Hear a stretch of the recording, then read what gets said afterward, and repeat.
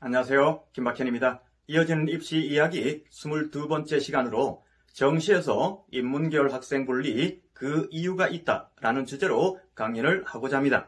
실질적으로 작년에 자연계열 학생이 건국대, 동국대 수준이었었는데 인문계열로 교차 지원하면서 연세대나 고려대, 경영, 경제학과로 합격하는 사례들이 있었죠. 그런 것들이 어떻게 해서 일어나는지 이번 시간에 살펴보고자 합니다. 잘 들어보시고 좋아요, 구독, 알림 설정 부탁드리겠습니다. 강연 시작합니다. 정시에서 인문계열 학생이 불리하다라는 소리들이 많은데요. 거기에는 그만한 이유가 있습니다. 그 이유에 대해서 살펴보는 시간을 갖도록 하겠습니다.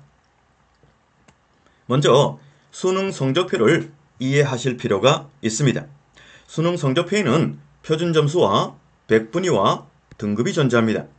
표준점수는 점수란 말이 붙어 있는 걸 봐서 점수가 맞습니다.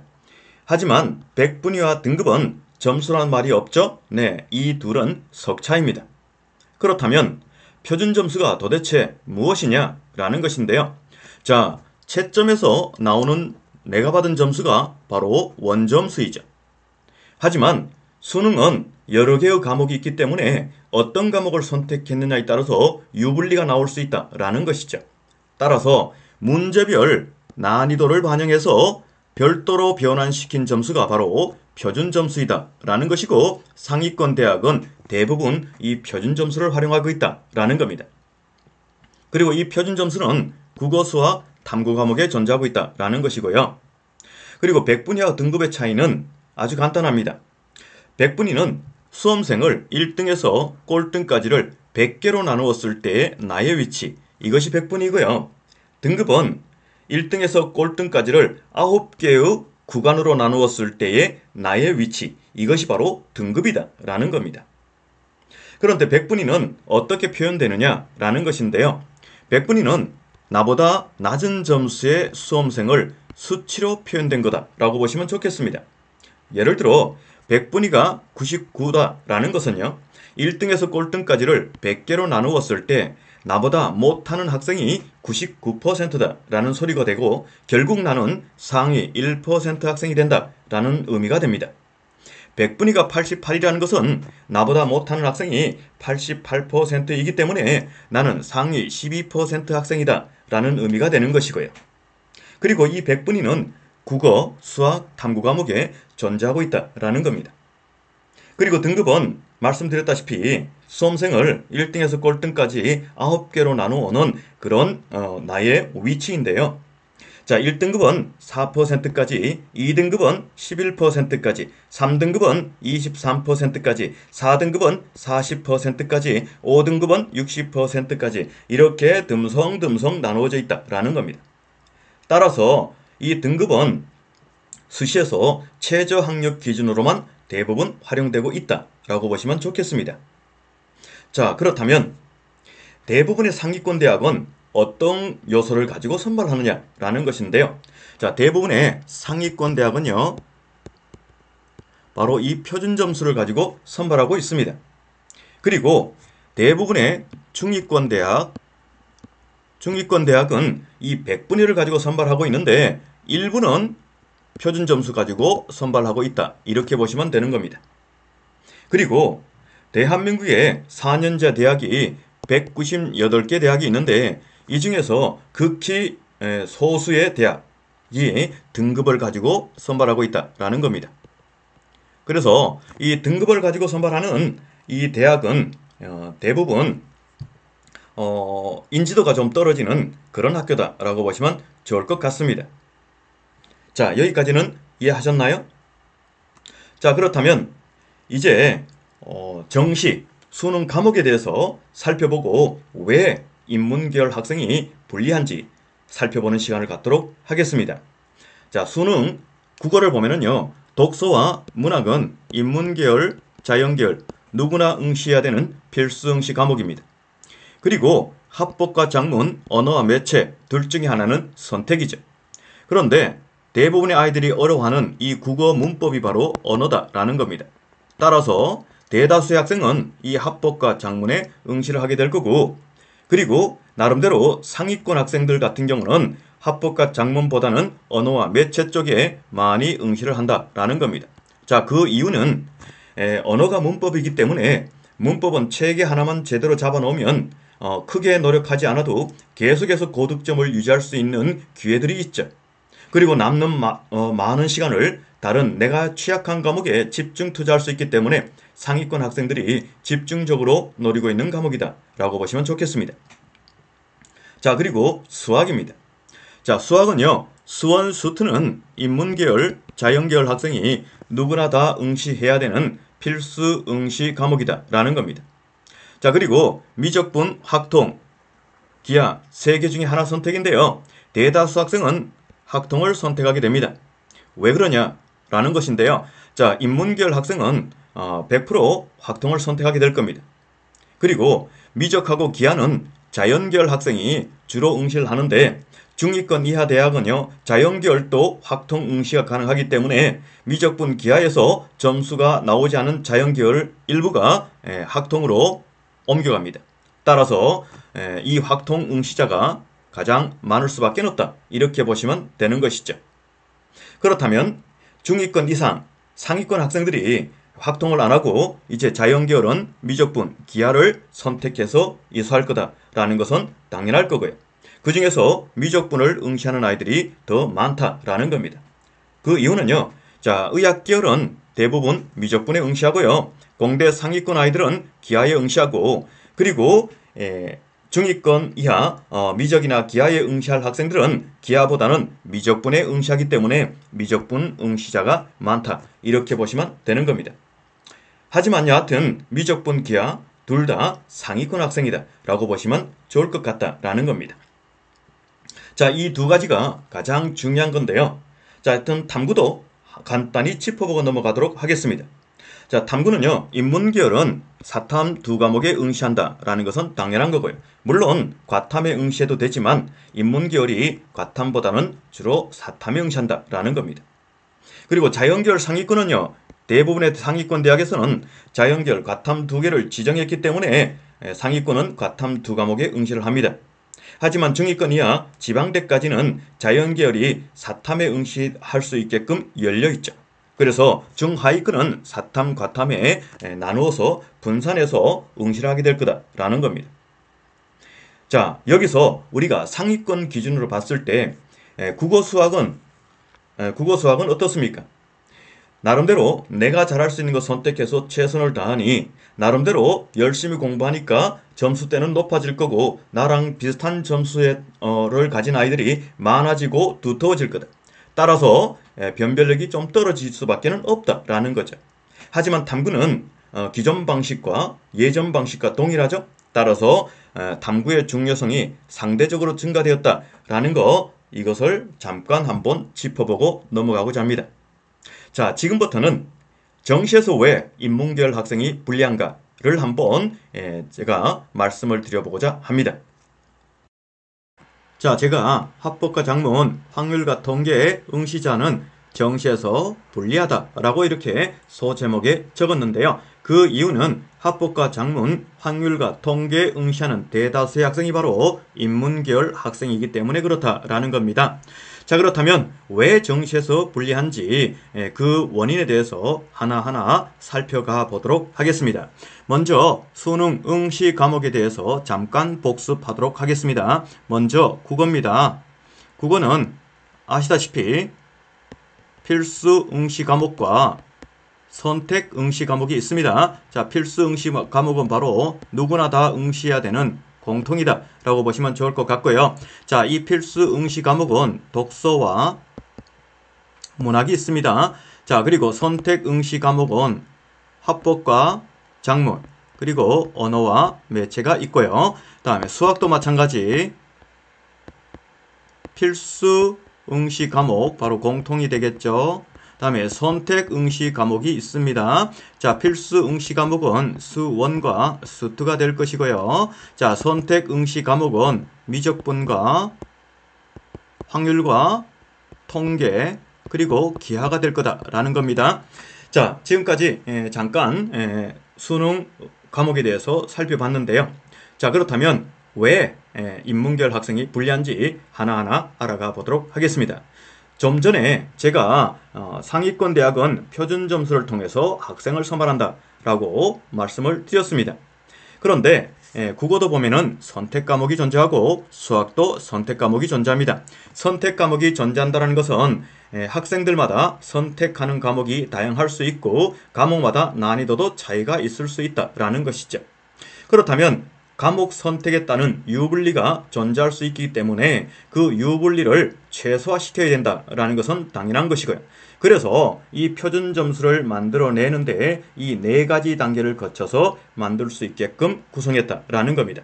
이 네 가지 단계를 통해서 표준 점수를 만들어내는 과정에서 인문계열 학생이 불리함을 겪는다라는 것인데, 그렇다면 먼저 어떤 식으로 표준 점수를 만드는지 한번 살펴봐 보도록 하겠습니다. 첫 번째, 선택 과목의 원점수를 조정을 거쳐서 조정 원점수로 변환을 해야 된다라는 것이죠. 자, 수능은 앞에서 말씀드렸다시피 공통 응시 과목과 선택 응시 과목이 있다라는 거 말씀을 드렸습니다. 근데 보통 공통 응시 과목은 75% 출제를 권장하고 있고 선택 과목은 25% 출제를 권장하고 있다라는 겁니다. 자, 75%라는 것은 점수로 따지면 75점 정도가 될 것이고 25%는 25점 정도 될 거다라는 겁니다. 그렇다면 제가 설명을 드리기 위해서 홍길동 학생이 있는데요.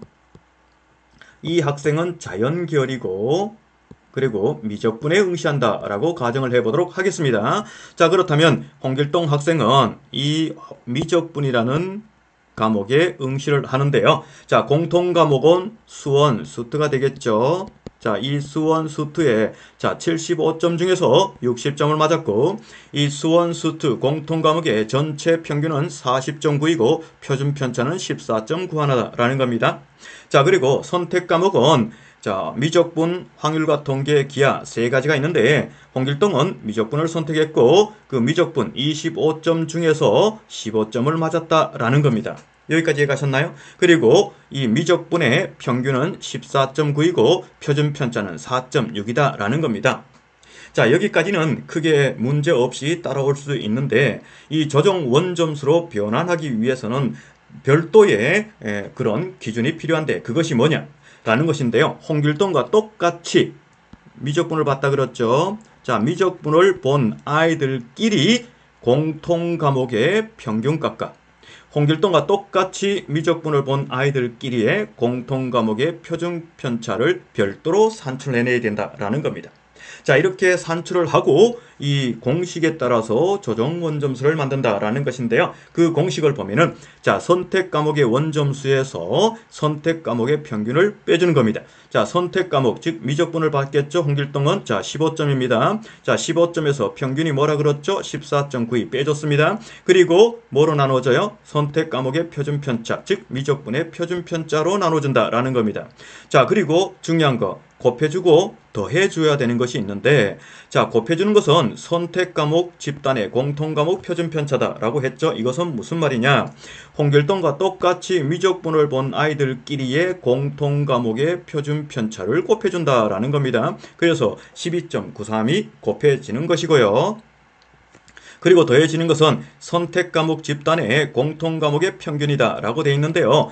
홍길동과 똑같이 미적분을 본 아이들끼리의 공통 과목의 평균 이 값을 더해준다 라는 겁니다. 자, 이렇게 하면 조정 원점수가 54.63이 산출되어서 나온다 라는 것이죠.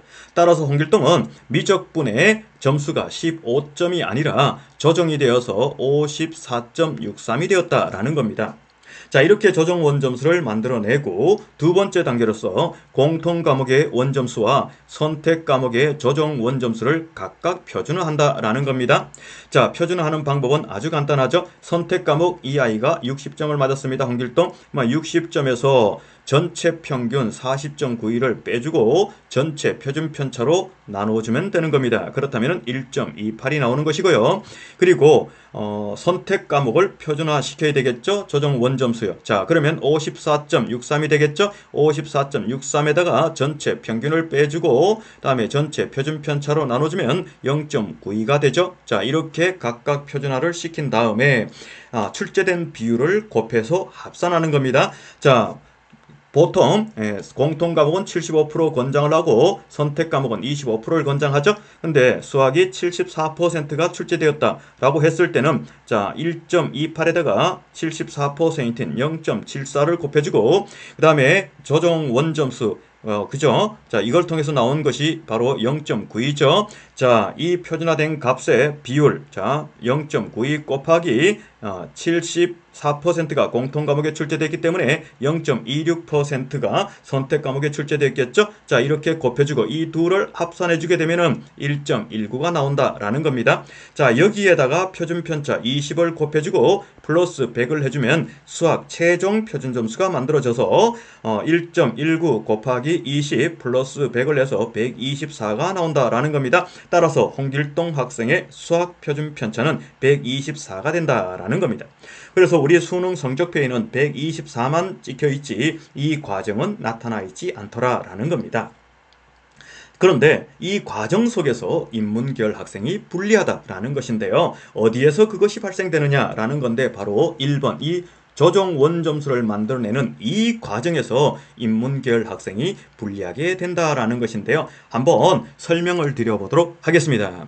자, 앞에서 제가 설명드렸다시피 선택 과목에서 합법과 작문, 언어와 매체 이것이 있다라고 말씀을 드렸습니다. 자, 합법과 작문, 자, 언어와 매체 중에 대다수 아이들은 합법과 작문에 응시한다라고 말씀을 드렸죠. 그 이유는 언어가 바로 아이들이 어려워하는 국어 문법이기 때문에 이 언어와 매체는 상위권 아이들이 응시한다라고 말씀을 드렸었어요. 그죠?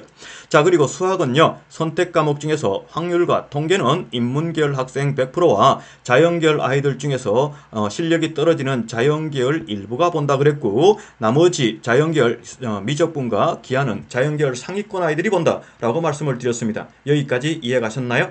자, 이것을 놓고 한번 이 1번에 빗대어서 설명을 드려보도록 하겠습니다.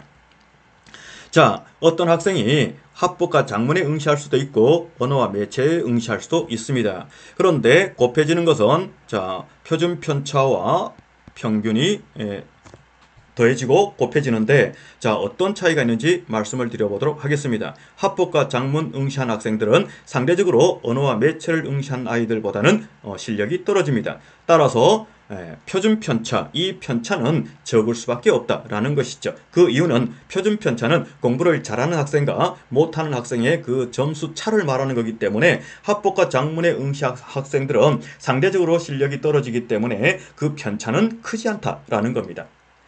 그리고요, 평균값은 어떻습니까? 평균값은 실력이 상대적으로 떨어진 아이들이 응시를 했기 때문에 평균값도 작다라는 것이죠. 근데 언어와 매체에 응시하는 아이들은 어떨까요? 자, 공부 잘하는 아이들이 응시를 했습니다.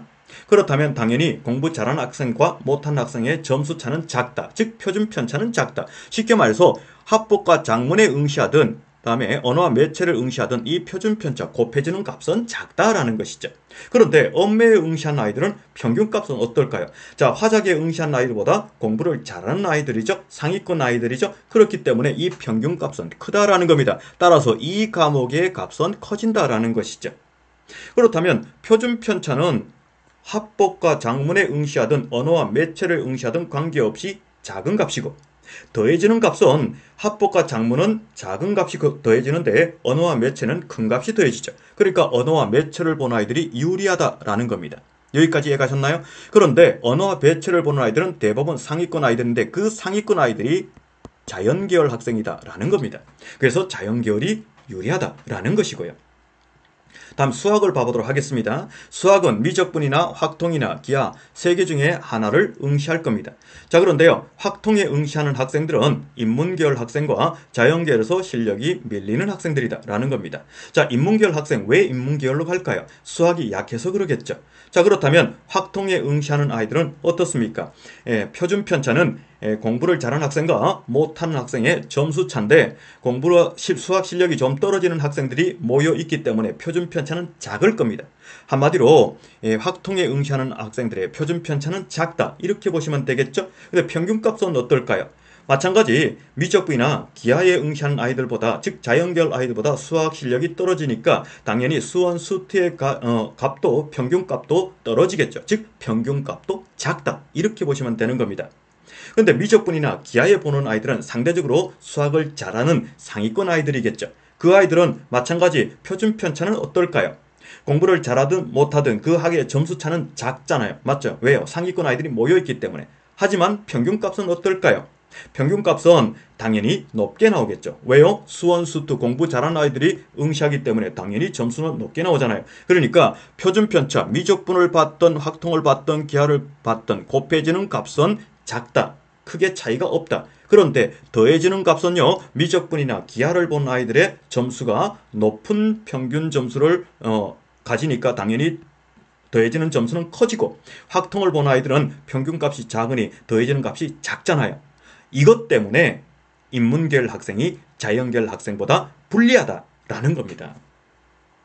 여기까지 충분히 이해하셨나요? 그래서 일반적으로 합복과 작문, 확률과 통계에 응시하는 학생이 정시에서 밀린다라는 것이고, 대다수 학생이 여기에 응시하는 대다수 학생이 인문계열 학생이라서 세간에서는 인문계열 학생이 자연계열 학생들에 비해서 불리하다, 이런 말이 나오고 있다라는 겁니다. 실질적으로 그렇고요. 따라서 인문계열 학생은 가능한 한 내가 선택한 과목은 실수하지 않게끔 최선을 다해서 공부하는 것이 이 불리함을 최소화시키는 것이고, 가능하다면 수시를 통해서 대학 가기를 추천한다 라고 보시면 좋을 것 같습니다. 자, 여기까지 인문계열 학생이 왜 정시에서 불리한지 그 원리에 대해서 말씀을 드렸습니다. 자, 좋아요, 구독, 알림 설정 부탁드리겠습니다. 감사합니다. 네, 잘 들어보셨나요? 조금이라도 도움이 되셨다면 좋아요, 구독, 알림 설정 부탁드리겠습니다. 다음에는 더 좋은 강의로 찾아뵙도록 하겠습니다. 감사합니다.